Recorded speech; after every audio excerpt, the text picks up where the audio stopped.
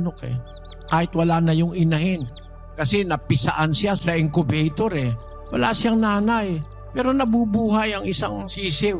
Pero tao, walang nanay, ay nako, hindi ka mabubuhay. Wala kang tatay na mag-aaruga o kaya kahit tiyuhin o tiyahin o kung sino man na umampun sa'yo, hindi ka mabubuhay.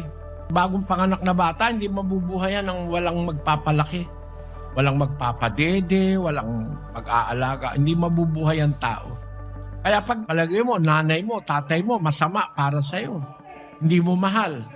Dapat mahalin mo. Tumanaw ka ng utang na loob. Kahit sabihin mo pang masama sila, lumaki ka lang. Kahit nakatapos ka lang ng elementary sa pagsisikap ng tatay mo, utang na loob mo na yon. Kaya nga ako, nalungkot ako eh.